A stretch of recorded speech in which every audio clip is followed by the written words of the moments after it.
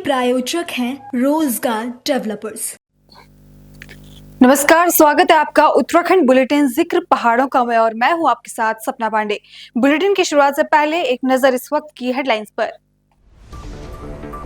मुख्य सेवक संवाद कार्यक्रम का आयोजन, सीएम पुष्कर सिंह धामी कार्यक्रम में हुए शामिल, कहा नवाचार पर दिया जा रहा जोर। विजय मंत्री शाह के विवादित बयान पर राजनीति तेज, राष्ट्रीय प्रवक्ता हेमा भंडारी ने साधा निशाना, कहा विजय शाह पर होना चाहिए देशद्रोह का मुकदमा। चंपावत में कैबिनेट मंत्री रेखा आर्या ने की मीटिंग, जिला योजना समिति बैठक की, मंत्री ने की अध्यक्षता, संबंधित अधिकारी रहे बैठक में मौजूद। नैनीताल में पूर्व ब्लॉक प्रमुख संजय नेगी ने की प्रेस वार्ता, पूर्व विधायक रणजीत सिंह रावत पर साधा निशाना, रणजीत सिंह की संपत्ति की जांच की उठाई मांग।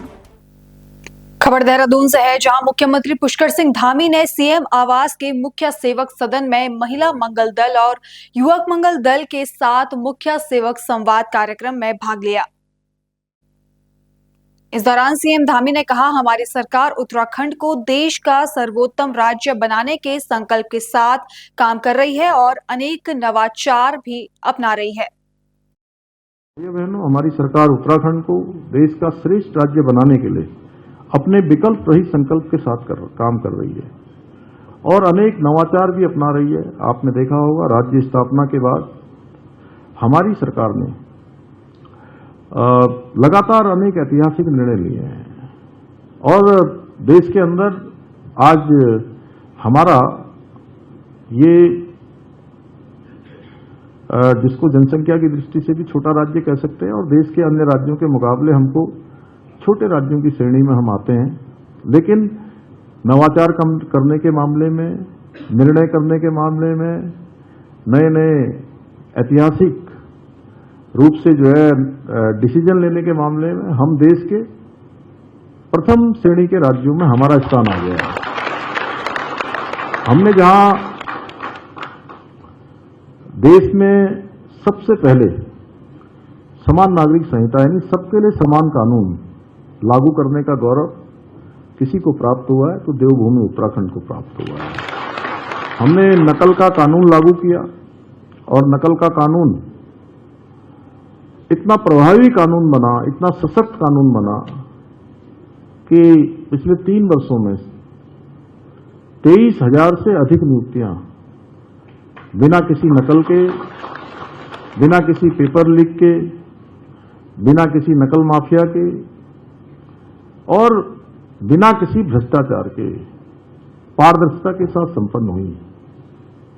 आप सबके आसपास भी जरूर ऐसे माता पिता और बेटे बेटियां होंगी जो पहले भी परीक्षाओं में भाग ले रहे थे, लेकिन उनका कई वर्षों तक चयन नहीं हो रहा था और अब उन्हीं में से, उन्हीं बेटे बेटियों में से अब 3-3, 4-4 परीक्षाओं में उनका चयन हो रहा है और उस राज्य का कोई जनपद ऐसा नहीं है जिस जनपद से चयन न हो रहे हो। गरीब माता पिता के बेटे बेटियों का हौसला बढ़ाया है, आत्मबल बढ़ाया है और इसके लिए हमने प्रयास किया, क्योंकि मैं स्वयं जानता हूं कि सामान्य स्थितियों में, सामान्य परिस्थितियों में रहने वाले गरीब माता पिता के बेटे बेटियों को अपने जीवन में आगे बढ़ने के लिए कितना संघर्ष करना पड़ता है। इस राज्य के अंदर भी नकल माफिया पूरी तरह से हावी थे, भ्रष्टाचार हावी था। भाइयों बहनों, हमने नकल माफियाओं की कमर तोड़ने का काम किया और 100 से ज्यादा नकल माफियाओं को हमने जेल की सलाखों के पीछे भेजा। इसके साथ ही हमने भ्रष्टाचार पर भी निर्णायक लड़ाई आगे बढ़ाई है। उसका परिणाम है कि अभी पिछले 3 सालों में 150 से भी ज्यादा भ्रष्टाचारियों को जेल की सलाखों के पीछे भेजा है। अभी आपने कल भी देखा होगा अखबारों में, आज भी देखा होगा, घूस लेते हुए 1064 उस पर सूचना आने पर उनको ट्रैप किया गया है। 1 लाख की कोई घूस ले रहा है, कोई 50,000 की घूस ले रहा है। आम जनता के पैसे को, खून पसीने को जो जिस प्रकार से जो है उनके साथ नाइंसाफी करने वालों को हमने कहा हम किसी कीमत पर भी राज्य के अंदर इसको बर्दाश्त नहीं करेंगे। ऑपरेशन सिंदूर को कामयाब करने वाली बेटी सोफिया कुरैशी को बीजेपी मंत्री विजय शाह ने आतंकवादी की बहन कहा, जिसका विरोध करते हुए अधिकार पार्टी जनशक्ति की राष्ट्रीय प्रवक्ता हेमा भंडारी ने एक बयान दिया, जिसमें उन्होंने विजय शाह पर देशद्रोह का मुकदमा करने की बात कही। आज देश में महिलाएं किस प्रकार सुरक्षित है, इसके बारे में आप क्या कहना चाहते हैं? देखिए, आज तो कहीं भी जो है महिला अपने आप को सुरक्षित महसूस नहीं कर रही है। आप देख ही रहे हैं, और हम उत्तराखंड में रहते हैं और उत्तराखंड में लगातार ऐसा कोई दिन नहीं जाता है जिस दिन महिला अपराध नहीं हो रहा है। लगातार महिला अपराधों में बहुत बढ़ोतरी हो रही है, और उसको ना देखते हुए जो देश में आज गंदी राजनीति हो रही है, जो धर्म की राजनीति चल रही है, जो हिंदू मुस्लिम की राजनीति चल रही है, ये ज्यादा चरम पर है। बशर्ते कि जो अपराध हो रहे हैं, जो महिलाओं के अत्याचार हो रहे हैं, जो महिलाओं में आए दिन बलात्कार के केस जितने आ रहे हैं, आए दिन मार के डाल दिया जाता है, उस पर ध्यान ना देकर कहीं ना कहीं उसे हिंदू मुस्लिम और ये धर्म से जोड़ दिया जाता है। अभी देखिए, हाल ही में हमारे देश की जांबाज जिन्होंने जो है ऑपरेशन सिंदूर को सक्सेस बनाया, सोफिया कुरैशी जी के बारे में क्या गलत भाजपा के मंत्री ने बयानबाजी की है। तो ऐसे मंत्रियों पे तो देशद्रोह का मुकदमा चलना चाहिए। और जो है उसके बाद उनका माफीनामा मांगते हुए एक वीडियो वायरल हुआ, और उसमें भी वो मुस्कुरा रहे हैं, हंस रहे हैं, जैसे कि कोई व्यंग कर रहे हो। तो जो देश के का सम्मान नहीं कर सकता, ये तो जो महिला सम्मान पे बहुत कुठाराघात है, और पूरे देश की महिलाओं के लिए ये बहुत ज्यादा उस देश के लिए शर्मिंदगी की बात है कि हमारे देश की जो आयरन लेडी हैं, उनके बारे में जिन्होंने ऑपरेशन सिंदूर को सक्सेस बनाया, जिन्होंने पाकिस्तानियों से किस तरह से जांबाजी के साथ अपना हुनर दिखाया, ऐसी महिला के लिए क्या ये लोग बयानबाजी कर रहे हैं। और दूसरी तरफ यहाँ देखिए, एक तरफ वहां पर बोला गया क्योंकि वो एक सिर्फ उनका कसूर क्या है, क्योंकि वो एक मोमडन है। और उत्तराखंड में आप देखिए, आज ही एक महंत गिरफ्तार हो गए हैं, कल हो गए थे, जो चंडी देवी के महंत हैं। आप देखिए, जब महंत ऐसे पंजाब पुलिस ने उन्हें गिरफ्तार कर लिया है, तो वो भी जहां पर महिलाएं जाती हैं, पूजा पाठ कराती हैं, उनके चरण छूते हैं जाके, तो ऐसे महंत लिप्त हैं। तो और अभी सिटकुल में भी ये मामला परसों हुआ था कि रेप का केस लगातार, तो ये अंकिता भंडारी को आज तक न्याय नहीं मिल पाया है। तो ये नेताओं का जो मिली भगत है, और जो देश में जो नफरत फैलाने का काम है, इनको सबसे पहले महिलाओं को सुरक्षा देनी चाहिए, अपराधों को कम करना चाहिए। और ये जो बयानबाजी कर रहे हैं, इनके खिलाफ देशद्रोह का मुकदमा करना चाहिए।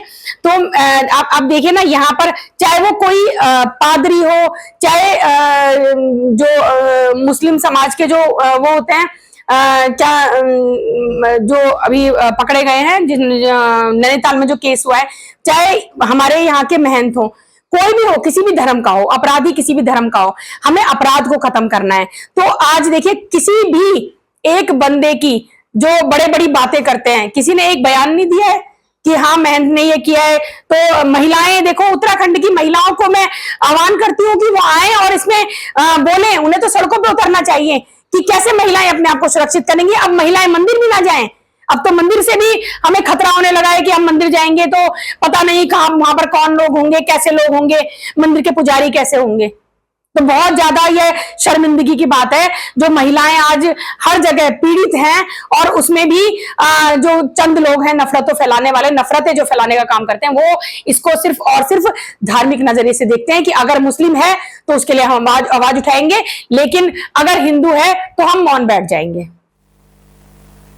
गुरुवार को एनएचपीसी अतिथि गृह सभागार में जिला योजना समिति की बैठक जनपद प्रभारी मंत्री एवं उत्तराखंड सरकार की महिला सशक्तिकरण व बाल विकास मंत्री रेखा आर्य की अध्यक्षता में बैठक हुई।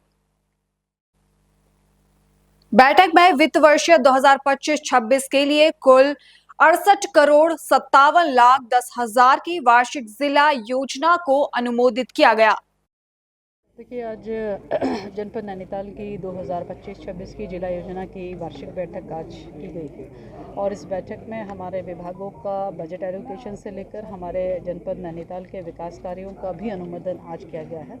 जो जिला योजना 2025-26 की जनपद नैनीताल की है, उसके लिए 70 करोड़ 20 लाख की धनराशि के साथ में ये जिला योजना का बजट रखा गया है।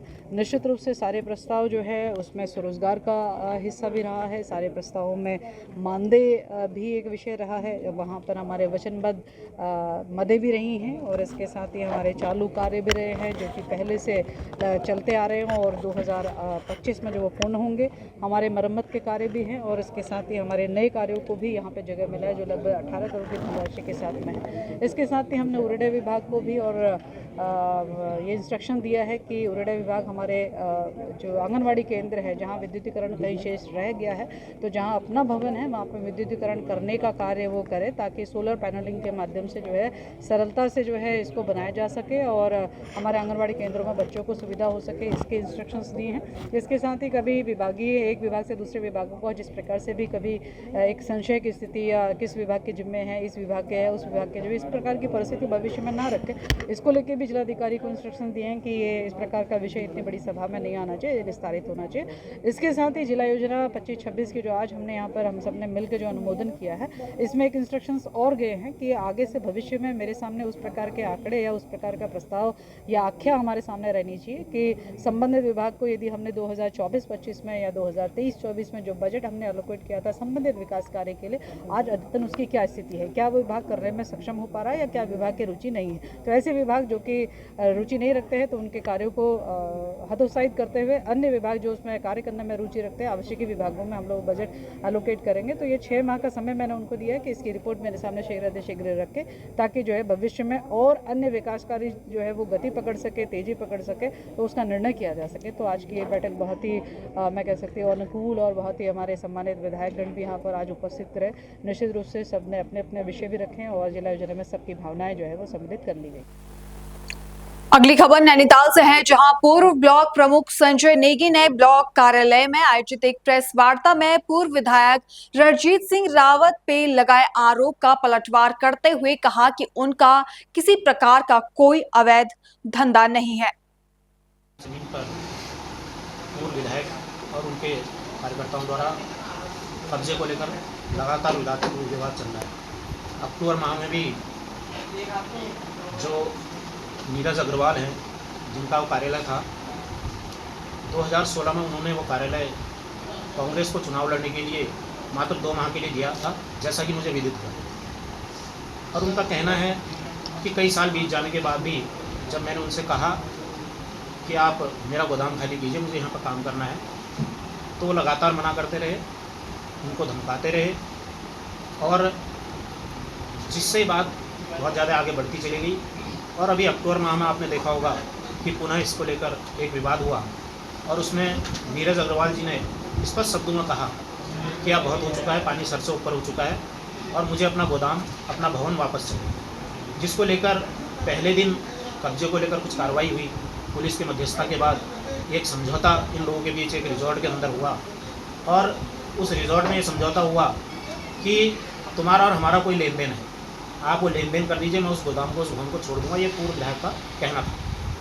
लेकिन समझौता 2 दिन भी नहीं चला और जितनी बड़ी रकम की मांग उन्होंने की, जो मुझे पता चला, उतने का वो भवन भी नहीं, इतनी मोटी रकम की उन्होंने मांग की। तो नीरज अग्रवाल जी ने कहा कि मेरे बस की इतनी बड़ी रकम जो है आपको मैं नहीं दे सकता। फिर उसके बाद एक समझौता पुलिस के साथ, पुलिस के बीच मध्यस्थता में हुआ और पुलिस में नीरज अग्रवाल ने ये साफ कहा कि लेन देन कर लो, अगर मेरे पैसे तुम्हारे ऊपर निकलते हैं तो तुम दोगे और यदि मेरे पैसे तुम्हारे पैसे मेरे ऊपर निकलेंगे तो मैं दूंगा, ये बात होती है। लेकिन उसमें भी वो साफ मुकर गए और उसके बाद उन्होंने ये कहा कि अब मैं दीपावली में इसमें पूजा करूंगा, लेकिन दीपावली के दिन उन्हें पूजा में वहाँ पे नहीं जाने दिया गया। और अभी 3 दिन पहले, 4 दिन पहले आपने प्रकरण देखा कि किस तरीके से पूरे रामनगर में अराजकता का माहौल यहाँ पर बनाया गया, किस तरीके से पूर्व विधायक ने अपने समर्थकों के साथ आकर, जब उन्होंने उसको कब्जे में लेने की कोशिश की तो समर्थकों के साथ आकर जो है धरने पे बैठ गए और धरने में बैठने के बाद कांग्रेस के बड़े लीडर्स को यहाँ बुलाया गया। उसमें कांग्रेस के प्रदेश अध्यक्ष करण मेहरा, उसमें नेता प्रतिपक्ष यशपाल आर्या जी भी यहाँ आए। और मेरी तो समझ में ये नहीं आया कि मैं भी कांग्रेस में रहा हूँ, भले ही आज मैं कांग्रेस में नहीं हूँ, लेकिन मैंने कभी भी कांग्रेस का कल्चर ये नहीं देखा कि कांग्रेस ने किसी की ज़मीन कब्जाई हो, किसी का मकान कब्जाया हो या किसी के साथ अन्याय किया हो। पहली बार मैंने ये देखा कि कांग्रेस।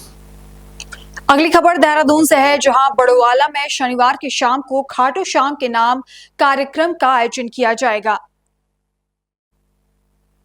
ये कार्यक्रम बड़ोवाला के बसेरा फार्म हाउस में आयोजित होगा, जहां कार्यक्रम के आयोजक नवीन विज और अन्य साथियों की ओर से सभी लोगों को आमंत्रित किया गया।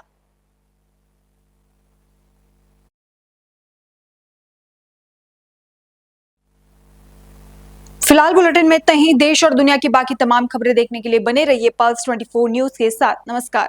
इस प्रोग्राम के प्रायोजक थे रोजगार डेवलपर्स।